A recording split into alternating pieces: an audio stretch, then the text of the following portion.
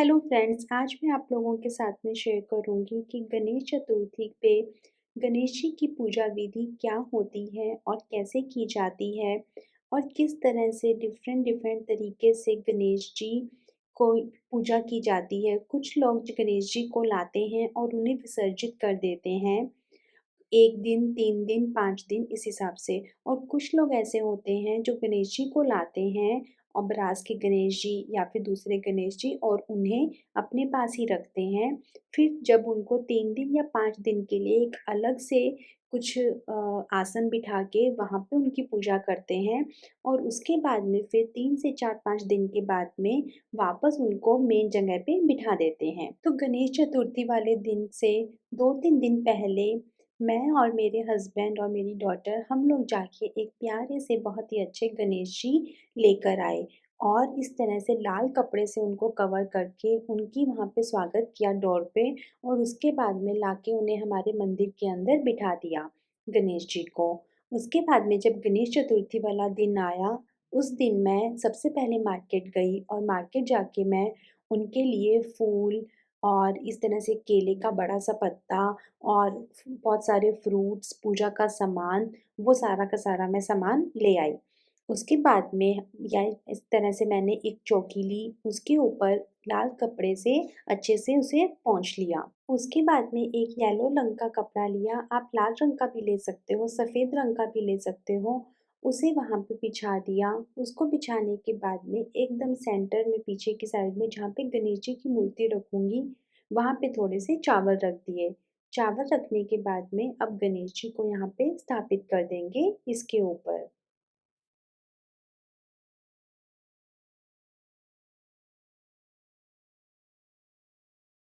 उसके बाद में मेरी बेटी ने भी एक मिट्टी के गणेश जी बनाए थे क्ले के, उन्हें मैं उन्हीं गणेश जी के साइड में वहाँ पे अच्छे से स्थापित कर दूँगी।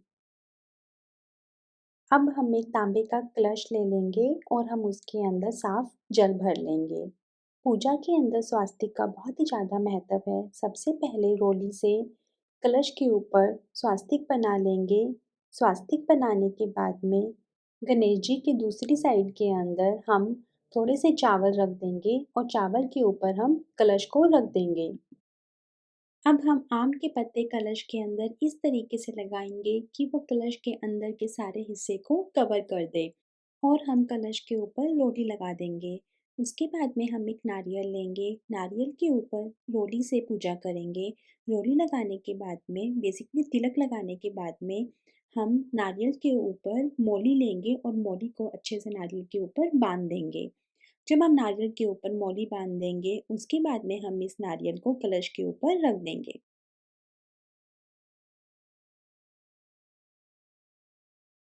और अब हम कलश के ऊपर भी स्वास्तिक बना देंगे। गणेश जी की जन्म तिथि है, उनको बाल स्वरूप माना जाता है, इसीलिए मेरे पास में एक चांदी का झुनझुना था, वो मैंने दोनों गणेश जी के पास में रख दिया। और उसके बाद में मैंने बड़े गणेश जी के ऊपर एक वस्त्र चढ़ा दिया। साउथ इंडिया के अंदर ये जो लैंप हैं, दिए हैं, इनका बहुत ही ज़्यादा महत्व है। ये यहाँ पे सबके घरों में होते हैं, तो मैं भी ये लैंप खरीद के लाई। इसके अंदर 5 एक साथ में बत्तियाँ जलती हैं और बहुत ही ज़्यादा अच्छी लगती हैं। तो ये लैंप से मैंने यहाँ पे सजावट की और उसके बाद में मैं पान के पत्ते के अंदर सुपारी और लौंग भर के वो दोनों गणेश जी को चढ़ाऊँगी। गणेश जी को पान का पत्ता चढ़ाने के बाद में गणेश जी को दूब अति प्रिय होती है और दूब चढ़ाना बहुत ही ज़्यादा मैंडेटरी होता है। तो मैं दोनों गणेश जी को दूब चढ़ा दूँगी। दूब के बाद में कुछ पैसे दोनों गणेश जी को मैं चढ़ाऊँगी। उसके बाद में मैं ये केले का एक झाड़ ले आई थी, तो एक जो लंबा-सा एक मटका ले सकते हो या फिर एक जग ले लिया मैंने, उसमें पानी भरा और उसके अंदर मैं इसको ऐसे रख दूँगी। पानी भर के रखना है, अदरवाइज़ ये ज़्यादा लंबे समय तक नहीं रहेगा। वो मैं गणेश जी के साइड में रख दूँगी ताकि गणेश जी के ऊपर ये ऐसे साइड के अंदर इस हरा-हरा रंग का ये पत्ता बहुत ही ज़्यादा सुंदर लगेगा।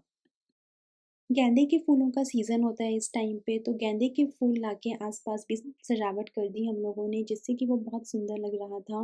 उसके बाद में अब जो ये मंदिर का एरिया है, यहाँ पे पूरा गणेश जी को फूल चढ़ाएँगे गेंदे के, और उसके अलावा यहाँ पे पूरे इस मंदिर को भी मैं फूलों से सजावट कर दूँगी।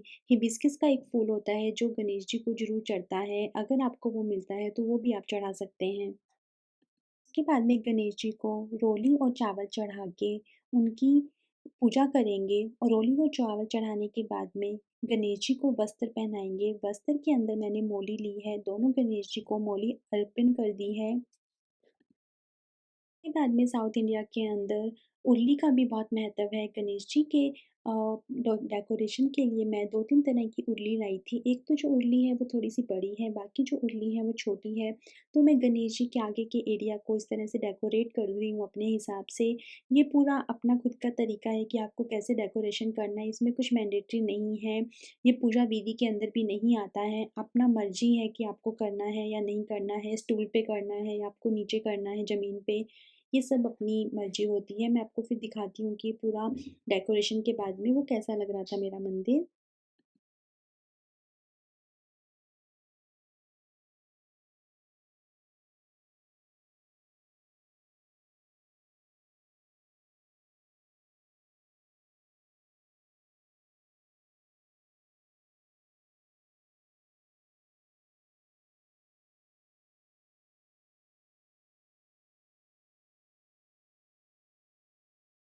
तो इस तरीके से अब मंदिर की डेकोरेशन पूरी कंप्लीट हो गई है, और अब हम गणेश जी को प्रसाद चढ़ाएँगे। तो मैंने सबसे पहले एक थाली को अच्छे से पोंछ लिया। उस थाली को अच्छे से पोंछने के बाद में अब मैं आपको दिखाती हूँ कि कैसे प्रसाद चढ़ाना है वहाँ पे। तो मैंने यहाँ पे इतना जगह नहीं था, इसलिए एक थाली रख दिया। अब उस थाली के अंदर फल सबसे पहले भगवान के अर्पित करेंगे। फल अर्पित करने के बाद में कुछ मीठी चीज़ है तो वो हम रख सकते हैं। मोदक विशेषकर भगवान को बहुत ही ज़्यादा पसंद है। लड्डू जिसे बोलते हैं, मोतीचूर के लड्डू हो या मोदक महाराष्ट्र में होते हैं, वो भगवान को अति प्रिय है। तो वो ज़रूर होता है कि आप वो चढ़ाओ, या कोई मीठी चीज़ घर पे बना के वो भगवान के आगे रख सकते हो। कुछ नहीं तो खाली मिश्री का भोग लगा सकते हो, खाली चीनी का भी भोग लगा सकते हो। इस तरह से कुछ भी नहीं है भगवान को कि आप उस पर्टिकुलर चीज़ का ही भोग लगाओ। उसके बाद में जल भगवान को ज़रूर चढ़ाना, और सब जगह पे तुलसी ज़रूर डाल देना, तुलसी भी मैंडेटरी होती है, उसके बिना भगवान भोग अर्पित नहीं करते हैं, ऐसा कहा जाता है।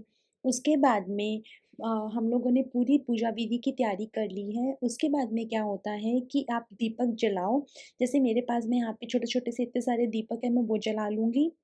धूप जला लूँगी, थोड़ा-सा कपूर जला लूँगी और एक दीपक जला लूँगी, और ये सब जलाने के बाद में गणेश जी की आरती कर लो। और महाराष्ट्र के अंदर एक आरती होती है गणपति जी की, सिंदूर लाल चढ़ायो, एक वो कर लो। एक गणपति जी की चालीसा होती है, वो कर लो। उसके अलावा ओम जय जगदीश होती है, एक वो करो। एक जय गणेश देवा की होती है, जैसे वो कर सकते हैं।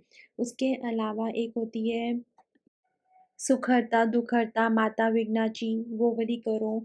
उसके बाद में भगवान के प्रसाद जो चढ़ाया है वो भगवान को हाथ जोड़ के विनती करो कि वो उसे अर्पित करें, और उसके बाद में भगवान को बताओ कि भगवान मैंने आपको इस तरह से आपका जन्मदिन के लिए आपको यहाँ पे स्थापित किया है।